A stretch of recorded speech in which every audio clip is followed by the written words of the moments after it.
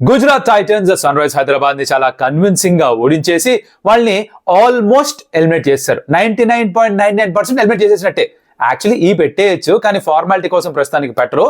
ఎందుకంటే ఇక్కడి నుంచి కూడా SRH క్వాలిఫై అవ్వాలి అంటే వాళ్ళన్నీ గెలిచి మిగిలినవి, దాని తర్వాత మిగతా వాళ్ళన్ని మ్యాచ్లో ఓడిపోయి భూకంపాలు వచ్చి సునామీలు వచ్చేసి ఇలాంటివేవో జరిగితే తప్ప క్వాలిఫై అవ్వరమ్మా. దాంతో ఏంటంటే గెలుపు తర్వాత GTM సెకండ్ స్పాట్ లో, SRH 9th స్పాట్ లో. మరి ఈ మ్యాచ్ ఇలా సాగింది. నెక్స్ట్ ఇంకో మ్యాచ్ ఉందిగా, ఎవరిది? యూజువల్ గా అయితే వెరీ హైలీ యాంటిసిపేటెడ్ క్లాష్, ఈ టీము వర్సెస్ ఈ టీము. కానీ ఈసారి నో మజా. అయినా ఎందుకు చూడొచ్చు ఈ match? What's at stake for RCB and CSK? దాని గురించి మాట్లాడుకుందాం. మరి ఇంకెందుకు ఆలస్యం, let's get started. Welcome to stump tales. నా పేరు Kaushik. And GT versus SRH game లో GT బాస్ చేశారు సన్ రైజ్ హైదరాబాద్ ని. అంటే ఇది MIRR ని ఉతికారేసినట్టు కాకపోయినా కూడా 38 runs తో కన్విన్సింగ్ గా గెలిచారు. ఇన్ఫాక్ట్ 99వ 100 పరుగులు కావాలి Klaasen and Abhishek Sharma crease దగ్గర ఉన్నప్పుడే ఇన్స్టాగ్రామ్ లో స్టోరీ పెట్టారు, ఇక్కడి నుంచి వీళ్ళు గెలిస్తే చాలా అద్భుతంగా బ్యాటింగ్ చేసినట్టు ఎవరో ఒకళ్ళు అని. జరగలేదు, unfortunate for Sun rise Hyderabad. But జరిగింది ఏంటంటే బ్యాట్ తోటి, బాల్ తోటి, ఫీల్డ్ తోటి GT were way superior to Sun rise Hyderabad. Summary ఏంటి మ్యాచ్? అసలు ఏం జరిగింది బుజ్జాయి మ్యాచ్ లో అంటే, GT మొదట బ్యాటింగ్ చేస్తూ 224 for 6 20 overs లో వాళ్ళ టాప్ 3 వాళ్ళ త్రిమూర్తులు మళ్ళీ యాజ్ గా రన్ స్కోర్ చేశారు. అండ్ అఫ్ కోర్స్ బాల్ తోటి పెద్దగా చెప్పుకోదగ్గ పర్ఫార్మెన్స్ ఏం లేదు. అంటే చూడడానికి 3 వికెట్లు ఉంటే ఉనాద్ కట్ కదా, లాస్ట్ ఓవర్లో 20th ఓవర్లో వచ్చాయి. మిగతా అందరూ కూడా తోమారు, అందరినీ బాగా తోమారు. అండ్ బ్యాటింగ్ చేస్తూ ఒక అభిషేక్ శర్మ 74 ఎంతో స్కోర్ చేశాడు. మిగతా అందరూ కూడా అలా చిన్న చిన్న కాంట్రిబ్యూషన్లు మాత్రమే, చెప్పుకోదగ్గ పర్ఫార్మెన్స్ ఏం లేదు. బౌలింగ్ లో GT బౌలర్ బాగా వేశారు. సిరాజు బాగా వేశాడు, ప్రసిద్ ఎక్స్ట్రాడినరీగా వేశాడు, రషీద్ చాలా ఎక్స్పెన్సివ్ గా ఉన్నాడు, కొయిజియా ఆడుతూ తన ఒక వికెట్ తీసుకున్నాడు ఫస్ట్ మ్యాచ్ ఫర్ GT. ఇలా బట్ వాళ్ళు క్యాచ్లు పట్టారు. Will get to the catches and little bit. But కాస్త డీటెయిల్ గా మాట్లాడుకుందామా? ఇప్పుడు GTకి వాళ్ళ త్రిమూర్తులు ఉన్నారే, ఈ సాయి సుదర్శను, ఈ శుభ్మన్ గిల్లు, ఈ జాస్ బట్లరు. అరే 10 మ్యాచ్లు అయిపోయి ప్రతి మ్యాచ్ లో మీ ముగ్గురే స్కోర్ చేస్తున్నారు రన్స్. మీకు బోర్ కొట్టట్లా? మీకు బోర్ కొట్టట్లా అని అడుగుతున్నా నేను. వీళ్ళు ముగ్గురు కలిసి ఎప్పుడన్నా ఫెయిల్ అవుతారా అని నేనైతే చూస్తున్నా. అంటే వాళ్ళు ఫెయిల్ అవ్వాలని కాదు, వాళ్ళు ఫెయిల్ అయితే మిగతా బ్యాటర్స్ ఏం చేస్తారు అని. ఇలా వీళ్ళు లీగ్ ఫేజ్ మొత్తం అంతా డామినేట్ చేసి ముగ్గురు ప్రతి మ్యాచ్ లో ఆడేసి కరెక్ట్ గా ప్లే ఆఫ్స్ లో పుసుక్కుమని ఫెయిల్ అయ్యారు అనుకో. Last time Sun rise Hyderabad ఎలా అయితే ఆ ఫస్ట్ క్వాలిఫైయర్ లో, తర్వాత ఫైనల్లో టాప్ ఆర్డర్ బుషిక్ అని ఎగిరిపోయినట్టుగా, ఊహిస్తేనే భయంకరంగా ఉంది. అప్పుడు GTకి ఏం చేయాలో అర్థం కాదు. బికాస్ వాళ్ళు మిడిల్ ఆర్డర్ ఇస్ అన్టెస్టెడ్. పెద్ద వాళ్ళకి ఎక్కువ బాల్స్ దొరకట్లేదు ఆడడానికి, ఎక్కువ రన్స్ వాళ్ళు స్కోర్ చేయలేదు, ఎక్కువ కాన్ఫిడెన్స్ లేదు. ఈ మ్యాచ్ లో కూడా out of 224 runs 188 Gill, Sudharsan and Jos Buttler score చేశారు. సాయి సుదర్శన్ నుంచి 48, ఒక ఓవర్లో షమీని 5 fours కొట్టాడు. షమీ ఏంటో. శుభ్మన్ గిల్ ఒక half century and Jos Buttler కూడా ఒక మంచి హాఫ్ సెంచరీ స్కోర్ చేశాడు. 188 out of 224. Do the math, percentage మీరే క్యాల్కులేట్ చేయండి. ఎక్స్ట్రాడినరీ స్టఫ్ వీళ్ళు ముగ్గురు నుంచి. Super consistency. పైగా జాస్ బట్లర్ కొద్ది గొప్ప రిస్క్స్ ఏమైనా తీసుకుంటాడేమో, బట్ ఈ సాయి సుదర్శన్, శుభ్మన్ గిల్ అసలు రిస్క్ తీసుకోరు. రిస్క్ ఫ్రీ క్రికెట్ ఆడతారు. దాని తోడు అన్ని నీట్ షాట్స్ ఉంటాయి, అయినా కూడా మంచి స్కోరింగ్ రేట్ మెయింటైన్ చేస్తారు. షమీ 6వ సీజన్లో out of 10 games is played తన కోటా పూర్తి చేయలేదు షమీ. 3 overs లో 48, ఒక ఓవర్లో 5 fours ఇచ్చాడు సాయి సుదర్శన్కి. He's been a big disappointment sun rise Hyderabad. దాని ఎటువంటి సందేహం లేదు, తన నుంచి ఆశించిన పర్ఫార్మెన్స్ రాలేదు. ఇన్ఫాక్ట్ దీని ముందర ప్రివ్యూలో నేను చెప్పింది ఏంటంటే, ఈ వేదికలో సీజన్ మొత్తం అంతా ఆడున్నాడు కాబట్టి తనకి ఇక్కడ పిచ్ ఎలా ప్రవర్తిస్తుందో తెలుసు కాబట్టి ఇక్కడ బహుశా తను బెటర్గా బౌలింగ్ వేస్తాడేమో అనుకుంటే, అబ్బే అదేం కుదరదు, నా సీజనే బాగాలేదు, నేను ఇక్కడ కూడా సరిగ్గానని చెప్పేసినట్టుగానే అస్సలు బాగా బౌలింగ్ చేయలేదు. సో బేసికలీ ఉనాద్ కట్ ఒక 3 wickets తీసుకున్నా కూడా ఇందాక చెప్పినట్టుగా లాస్ట్ ఓవర్లో వచ్చిన 3 wickets అవి. అదర్వైజ్ పెద్దగా చెప్పుకోదానికి అసలు ఏం లేదు చెప్పుకోవడానికి. ఫీల్డింగ్ కూడా శానా బ్యాడ్, 2 వరస్ట్. క్యాచ్ డ్రాప్ చేశారు. Captain Pat Cummins catch drop చేయడం, జయదేవ్ ఉనాద్ కట్ దాదాపుగా రీచ్ అయ్యాడు అక్కడ క్యాచ్ కోసం. పట్టుంటే జాస్ బట్లర్ అవుట్ అయి ఉంటే కథ వేరేగా ఉండేదా, అట్లీస్ట్ తక్కువ స్కోర్ కొట్టేవాళ్ళేమో. పవర్ ప్లేలో వాళ్ళు 80 ఎంత కొట్టిపారేశారు బాసు, అది కూడా నార్మల్ క్రికెట్ ఆడుతూ. గిల్ ఇంకా సుదర్శను ఇంకా అక్కడి నుంచే ఇంకా అయిపోయింది. బేసిక్గా అక్కడి నుంచి ఒక ప్లాట్ఫామ్ సెట్ చేశారు, వెళ్ళి ఉతికిపారేశారు. చేయడానికి వచ్చిన సన్ రైజ్ హైదరాబాద్ వాళ్ళు పెద్దగా చేయలేకపోయారు. అభిషేక్ శర్మ బాగానే ఆడాడు. హెడ్కి తనకు కూడా ఎలా అయితే షమీకి బౌలింగ్ ఫామ్ లేదు, అలాగే హెడ్కి బ్యాటింగ్ ఫామ్ లేదు, వదిలేసింది తన ఫామ్. ట్రై చేశాడు, 2-3 షాట్లు తగిలాయి. తర్వాత డీప్ లో క్యాచ్, అమ్మో క్యాచ్ అంటే గుర్తొచ్చింది భయ్యో. ఇందాక ఎలా అయితే SRH ఫీల్డింగ్ బాగాలేదని చెప్పాను, GT ఫీల్డింగ్ నెక్స్ట్ లెవెల్ గా. అసలు రషీద్ ఖాన్ పట్టిన క్యాచ్ ఓ 30-32 meters పరిగెత్తుకుంటూ వచ్చి ఆ బాల్ ని మళ్ళీ పట్టి స్లైడ్ కొట్టి బౌండరీ దగ్గరలో తోపు క్యాచ్ రషీద్. ఇలాంటి క్యాచెస్ యూజువల్లీ టీం మొత్తాన్ని కూడా లిఫ్ట్ చేస్తుంటారు, స్పిరిట్స్ లిఫ్ట్ చేస్తుంటారు. అది చేసినట్టుగా అనిపించింది. ఇలా వాళ్ళు బేసిక్ గా ఫీల్డింగ్ అంతా కూడా అందరూ ఒక డెస్పరేషన్ చూపించారు, అందరూ బాగా ఫీల్డింగ్ చేయడం కూడా చూసాం మనం. So talking about the bowling, Prasidh Krishna I think ఈ 224 కొట్టినా, ఈ SRH 186 కొట్టినా కూడా 4 ఓవర్స్లో 2 వికెట్ తీసుకొని 19 రన్స్ మాత్రమే ఇచ్చిన ప్రసిద్ధ్ కృష్ణ నాకైతే player of the match boss. ఏమైందో ఈ ప్రసిద్ధ్ ముద్దుగా స్కిడీ అని పిలుస్తారు తన్ని. ఏం జరిగిందో సీజన్ కానీ I think is hitting the right lens. మంచి పేస్ తో వేస్తున్నాడు, వికెట్ టు వికెట్ ఎక్కువగా వేస్తున్నాడు, యార్కర్స్ ఎగ్జిక్యూట్ చేయగలుగుతున్నాడు, అండ్ ఫీల్డ్ తగ్గట్టుగా బౌలింగ్ చేస్తున్నాడు. ప్రతి బ్యాట్కి అగేన్స్ట్ గా ప్లాన్స్ ఉన్నాయి, దాన్ని పక్కాగా ఎగ్జిక్యూట్ చేస్తున్నాడు. ఇవన్నీ జరుగుతున్నాయి కాబట్టి తూచా తప్పకుండా మరోసారి పర్పుల్ క్యాప్ దగ్గరికి వచ్చేసింది. ఆరెంజ్ క్యాప్ సాయి సుదర్శన్ దగ్గరికి, పర్పుల్ క్యాప్ ఏమో ఇక్కడ ప్రసిద్ధ్ కృష్ణ దగ్గరికి. బట్ రేపు ఆర్సీబీ ఆడుతున్నారు, మళ్ళీ మాకు ఆరెంజ్ క్యాప్ కావాలి, పర్పుల్ క్యాప్ కావాలని చెప్పి వాళ్ళిద్దరు కూడా వచ్చేస్తారు, Virat and Josh Hazlewood. But as of this game వీళ్ళ దగ్గర ఉంది. పాయింట్స్ టేబుల్ చూసుకుంటే కనుక సెకండ్ స్పాట్ లో జీటీ 14 పాయింట్స్ తోటి. రేపు ఆర్సీబీ గెలిస్తే వాళ్ళు 16 వెళ్ళిపోతారు. ఒఫిషియల్ గా ఇంకా క్యూ ఇవ్వకపోయినా కూడా వాళ్ళు క్వాలిఫై అయిపోయినట్టుగానే 16 వచ్చేస్తే. ఇదమ్మా జరిగింది మ్యాచ్ లో. GT very well played, dominate చేశారు, ఫెంటాస్టిక్ గా బ్యాటింగ్ చేశారు, బౌలింగ్ చేశారు, ఫీల్డింగ్ చేశారు. Sun rise Hyderabad not the season at all. నిన్నెవరో ప్రివ్యూకి కింద కమెంట్ పెట్టాడు ఒక భయ్య, నువ్వు అసలు నీ నోటి నుంచి ఒక్క మాట అన్నా పాజిటివ్గా వస్తుందా? ఆడితే మాట్లాడతాం భయ్యా, ఏం ఆడకపోయినా కూడా ఇక్కడ భజన చేయాలా? మళ్ళీ కామెంటరీలో భజన చేస్తారంటారు మీరే. ఇక్కడ కూడా నిష్పక్షపాతంగా మాట్లాడే స్వాతంత్రం కూడా నాకు లేదా? మీ కమెంట్లు మీరు కొట్టుకోండి, నీ మాట్లాడేది నేను మాట్లాడతా. నాకు నచ్చినది నేను అనుకున్నది చెప్తా ఇక్కడ. ఏమో బ్రోస్, ఇది అండర్స్టాండ్ చేసుకునే చాలా మంది ఉన్నారు. ఆ కమ్యూనిటీ ఇక్కడ బిల్డ్ చేసుకున్నాం. Thank you so much for that. ఈ మ్యాచ్ లో 2 ఇంట్రెస్టింగ్ విషయాలు జరిగే, దాని గురించి మాట్లాడుకోవాలి. ఒకటి శుభ్మన్ గిల్ రన్అట్, 2 అభిషేక్ శర్మ మీద వాళ్ళు తీసుకున్న ఒక DRS. Interesting points, stay with me. అయితే శుభ్మన్ గిల్ రన్అట్ నేను చూసినప్పుడు ఎయిర్పోర్ట్ లో ఉన్నాను, సో ఆబ్వియస్లీ మొబైల్ పైన చూస్తున్నాను, నాకు అంత క్లియర్ గా కనిపించట్లేదు. నాకు చూసిన సేపు ఒకటి డౌట్, బాల్ వికెట్ కి తగిలిందా, క్లాస్ అండ్ గ్లవ్ వికెట్ కి తగిలిందా? నాకు క్లియర్ గా అర్థం కాలేదు. పెద్ద స్క్రీన్ మీద టీవీ మీద చూస్తే ఏమైనా తెలుస్తుందేమో అనిపించింది, కానీ వాటి రకరకాల యాంగిల్స్ లో ఎప్పుడు చూపించినా సరే ఆ బాల్ వికెట్ దాటి వెళ్ళిపోయిన తర్వాత గ్లవ్ వికెట్ కి తగిలి బేల్స్ వెలిగి వచ్చేసినట్టుగా అనిపించి, లైట్ వెళ్ళినట్టుగా అనిపించింది నాకు. ఇది నాకు అనిపించింది. కానీ క్రికెట్ లో ఏంటి, ఎంపైర్ కి ఫైనల్ గా ఏమనిపిస్తుందో తను ఆ సిచ్యువేషన్ రీడ్ చేస్తారో దాన్ని బట్టి ఒక డెసిషన్ ఇస్తారు. ఇప్పుడు న్యాయంగా అయితే జనాలు ఏమన్నారంటే మ్యాచ్ జరిగింది GT SRH కాదు, మ్యాచ్ జరిగింది GT MI అనాలి. అవునా కదా? ఎందుకంటే ఎంపైర్లు అందరూ MIకి కదా ఫేవర్ చేస్తారు. According to social media experts అందరూ MIకే ఫేవర్ చేస్తారు, బికాస్ వాళ్ళకి 13th ప్లేయర్ వాళ్లే కదా, ఫిక్సింగ్ కదా మొత్తం అంతా. మరి ఇక్కడ కూడా controversial decision against Shubman Gill ఇచ్చారు అంటే అక్కడ ఆపోజిట్ టీం MI అయి ఉండాలి కదా, కానీ కాదే. దీని అర్థం ఏంటి? ఇలాంటి కాంట్రవర్షియల్ డెసిషన్స్ ఎక్కడైనా జరగచ్చు, ఎప్పుడైనా జరగచ్చు, ఎవరి మ్యాచ్లోనే జరగచ్చు. అండ్ ఈ డెసిషన్స్ తీసుకునేది ఆఖరికి ఒక మనిషి పొరపాటు చెయ్యొచ్చు. There is a human element in this game of cricket. అది ఎప్పటి నుంచో ఉంది, అది ఎప్పటికీ ఉంటుంది. ఎన్ని లాస్ వచ్చినా దాని ఇంటర్ప్రిటేషన్ మనిషికి మారుతూ ఉంటుంది. కాబట్టి ఇక్కడ ఆ సర్ప్రైజ్ ఎలిమెంట్, ఆ హ్యూమన్ ఎలిమెంట్ తీసేయడం కష్టం. అగైన్ ఇక్కడ సగం మందికి బహుశా అది వికెట్స్ కి తగిలింది అనిపిస్తుంది, సగం మందికి తగలేదు అనిపిస్తుంది. మీరు ఏ సగంలో ఉన్నారో మీరు డిసైడ్ చేసుకోవాలి. బట్ ఆడింది ఇక్కడ SRH MI కాదు, అది ఇంపార్టెంట్ పాయింట్ మా బ్రో. నెక్స్ట్ డేమో అభిషేక్ శర్మకి LBW shout Prasidh Krishna bowling లో. ఇది చూసి చాలా మంది అంటారు, మొన్న MI మ్యాచ్ లోనేమో అక్కడ రోహిత్ శర్మకి పిచ్చింగ్ కి ఎంపైర్స్ వాళ్ళు చూపించలేదు, ఇక్కడ చూపిస్తారు. ఇక్కడ చూపించింది పిచ్చింగ్ కాదు, డైరెక్ట్ గా impact. Because ball on the full shoe పైన పడింది, on the full toss shoe పైన పడింది అనమాట. అంటే పిచ్చింగ్ అన్న కాన్సెప్ట్ లేదు, డైరెక్ట్ గా ఫస్ట్ ఇంపాక్ట్ ఉంటుంది కాబట్టి డైరెక్ట్ గా ఇంపాక్ట్ ఎంపైర్స్ కాల్ అన్నారు. అదే ఆర్గ్యుమెంట్ కూడా శుభ్మన్ గిల్ కి ఎంపైర్స్ కి ఆ డెసిషన్ తర్వాత. బట్ అక్కడ థర్డ్ ఎంపైర్ దృష్టిలో ఆ ఇంపాక్ట్ ఏదైతే ఉందో అది ఎంపైర్స్ కాల్ కాబట్టి on the field umpire not out ఇచ్చారు కాబట్టి it will stay as not out unless 50% of the ball inside the line of leg stump ఉంటే తప్ప దాన్ని ఓవర్టర్న్ చేయరు. కంక్లూజివ్ ఎవిడెన్స్ కావాలి, అది ఇంపాక్ట్, పిచ్చింగ్ కాదు. ఇక్కడ కూడా మళ్ళీ అనాలి మీరు, అంటే ఇక్కడ MI బ్యాటర్ కాబట్టి ఇలా చేశారని, కానీ కాదే, SRH బ్యాటర్గా. అర్థమైందమ్మా బ్రోస్?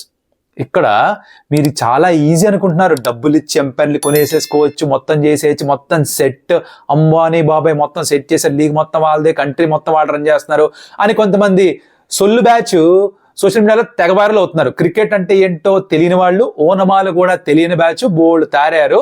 ప్రతి ఒక్కరు సోషల్ మీడియాలో ఏముంది, ప్రతి ఒక్కరు ఏమన్నా చెప్పొచ్చు కదా, ఫోన్ ఉంటే చాలు, ఇంటర్నెట్ కనెక్షన్ ఉంటే చాలు, ఏమన్నా చెప్పొచ్చు, చెప్తున్నారు చాలా మంది. ఇగ్నోర్ చేయడం బెటర్ వాళ్ళందరినీ కూడా. క్రికెట్ లా చూద్దాం అనుకుంటే IPL చూడండి, దీని ఫిక్సింగ్ చూడడం మానేయండి బాసు. ఎవరికి వచ్చిన నష్టం? ఎవ్వరికి నష్టం లేదు. అంటే ఇప్పుడు మీరు అంత షూర్ అంత కాన్ఫిడెంట్ అయితే వీళ్ళు యాక్చువల్లీ పోలీస్ కంప్లైంట్ చేయండి, ఫిక్సింగ్ అయిపోయింది, ప్రూఫ్స్ ఉంటాయి మీ దగ్గర, ఆధారాలు ఉంటే ఫిక్సింగ్ అయింది, డబ్బులు ఇక్కడ ట్రాన్స్ఫర్ అయ్యాయి, చేతులు మారాయి అని చెప్పేసి ప్రూఫ్స్ కలెక్ట్ చేసి అది మీరు పోలీసులకు ఇవ్వచ్చు. యాంటీ కరప్షన్ యూనిట్ కూడా help line, hot line number ఉంటుంది PCCI IPL వెబ్సైట్స్లో, దానికి ఫోన్ చేసి చెప్పొచ్చు మీరు, మీ దగ్గర ప్రూఫ్స్ ఉంటే. ఆ పని ఉండండి మా బ్రోస్. నెక్స్ట్ గేమ్ ఏంటి అంటే ఇది యాక్చువల్గా అయితే సదర్న్ డర్బీ అంటుంటారు, యాక్చువల్గా అయితే ఎక్స్ట్రీమ్ యాంటిసిపేషన్ ఉంటుంది మ్యాచ్ కోసం, because it's RCB and CSK, పైగా చిన్నస్వామి స్టేడియంలో బోల్డ్ అంత హంగామా, టికెట్స్ ఎప్పుడో సోల్డ్ అవుట్. కాకపోతే ఈ మ్యాచ్లో అంత జోష్ లేదు. అయినా కూడా ఈ మ్యాచ్ ఎందుకు చూడాలి చెప్తా, బట్ దానికంటే ముందర RCB is taking on CSK at home. ఇప్పటిదాకా వాళ్ళు చిన్నస్వామిలో ఒక మ్యాచ్ గెలిచారు, రెండో మ్యాచ్ గెలిస్తే 16 పాయింట్స్కి వెళ్ళిపోతారు. యాక్చువల్గా southern derby RCB and CSK అంటే మామూలు జోష్ ఉండదు, కానీ ఈసారి కొంచెం పలచబడిపోయింది మ్యాటర్. ఎందుకంటే CSK ఆల్రెడీ ఎలిమినేటెడ్, సో వాళ్ళు ఆడినా గెలిచినా ఓడిపోయినా పెద్ద ప్రయోజనం లేదు, లాంఛన ప్రాయం మాత్రమే. RCBకి of course is more at stake, because వాళ్ళు యాక్చువల్లీ ఇంట్లో ఎక్కువ గెలుస్తుంది లేదు, గెలిస్తే 16 పాయింట్కి వెళ్తారు. ఆ టాప్ 2 స్థానంలో ఒకటి సొంతం చేసుకునే అవకాశం వాళ్ళ దగ్గర ఉంది. ఆల్రెడీ CSK అంత గొప్ప ఫామ్లో లేరు కాబట్టి వాళ్ళని ఓడించేసి ఆ 16కి ఇప్పుడే వెళ్ళిపోతే తర్వాత ఇంకొక మ్యాచ్ రెండో గెలిస్తే 18కి వెళ్ళిపోతారు. టాప్ 2 స్పాట్ కొంచెం ఖాయం చేసుకోవచ్చు, అది RCBకి. నౌ చిన్నస్వామి స్టేడియంలో పరిస్థితి ఏంటి? బెంగళూరులో గత 3 రోజులుగా వర్షం బీభత్సంగా పడుతుందంట. బెంగళూరు వాస్తవ ఎవరైనా ఉంటే కానీ కమెంట్లో చెప్పండి, మిగతా వాళ్ళు చూసి వాళ్ళు తెలుసుకుంటారు. నేను చదివింది ఏంటంటే on internet that practice sessions అప్పుడు కూడా CSK ప్రాక్టీస్ చేస్తున్నప్పుడు, RCB ప్రాక్టీస్ చేస్తున్నప్పుడు వర్షం బీభత్సంగా పడిందిట. The pitch has been under covers for almost 3 days. So obviously ఒకవేళ మ్యాచ్ జరిగితే it will help the bowlers for sure, because ఆ మాయిశ్చర్ ఉండిపోయి ఉంటుంది పిచ్ లో. సో ఆ 2 pace nature, tennis ball bounce చిన్నస్వామిలో సీజన్ మొత్తం అంతా చూసాం, అదే మళ్ళీ చూసే అవకాశం ఉంది. అంటే హై స్కోరింగ్ పిచ్ గా అయితే ఉండదు అనే ఎక్స్పెక్ట్ చేయాలి ఒకవేళ మ్యాచ్ జరిగితే. ఎందుకలా పదే ఒకవేళ మ్యాచ్ జరిగితే అంటున్నాం అంటే, గాలి గన్నారావు గారు చెప్పింది ఏంటంటే రేపు సాయంత్రం నుంచి ఆ మ్యాచ్ స్టార్ట్ నుంచి ఆల్మోస్ట్ మిడ్ వరకు, ఆల్మోస్ట్ ఎండ్ వరకు థండర్ షవర్స్ ఆర్ లైక్లీ, వర్షం పడే ఛాన్స్ ఉంది.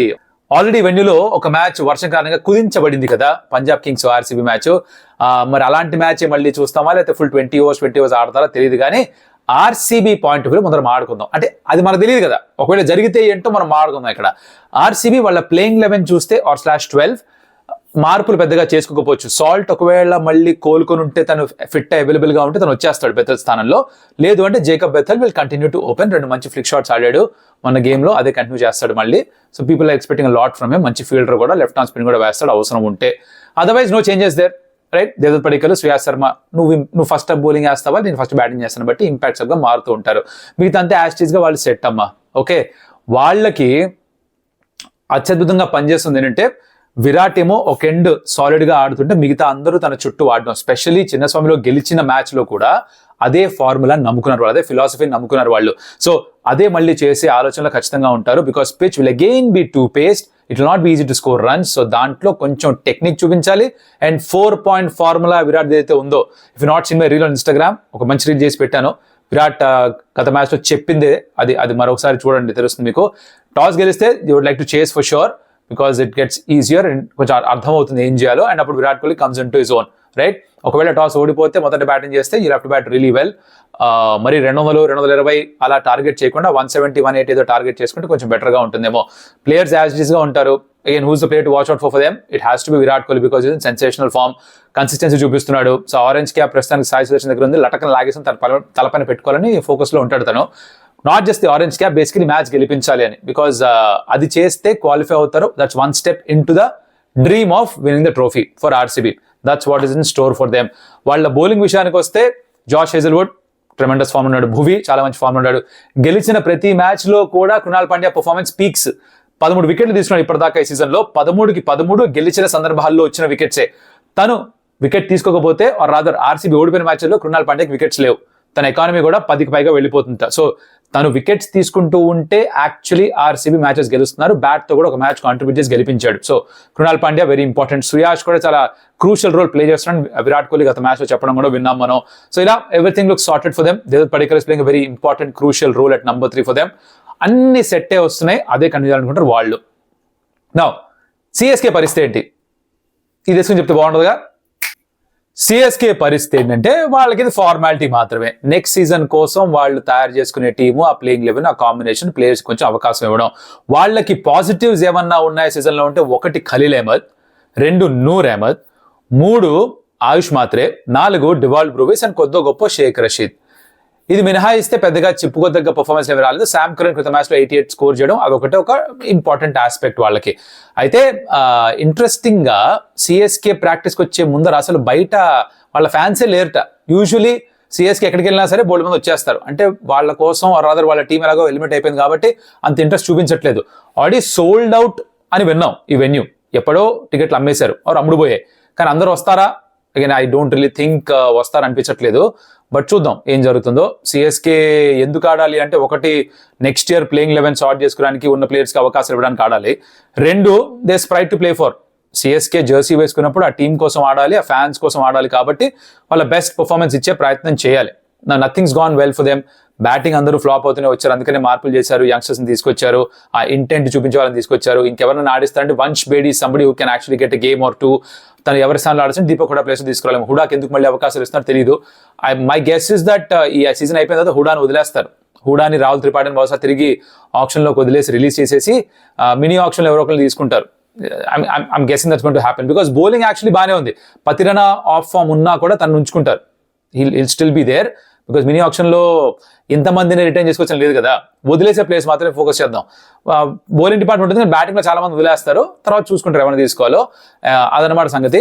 So again who do look out for ఈ టీంలో అంటే, బ్యాటింగ్ పాయింట్ ఆఫ్ వ్యూలో ఆయుష్ మాత్రే, Dewald బ్రూవిస్ is somebody very very ఎలా చెప్పాలి, మంచి పొటెన్షియల్ ఉన్న ప్లేయర్స్ లా అనిపిస్తున్నారు వాళ్ళు. షేక్ రషీద్ కూడా అవకాశాలు వస్తే తను కాస్త రన్ స్కోర్ చేస్తే బాగుంటుంది.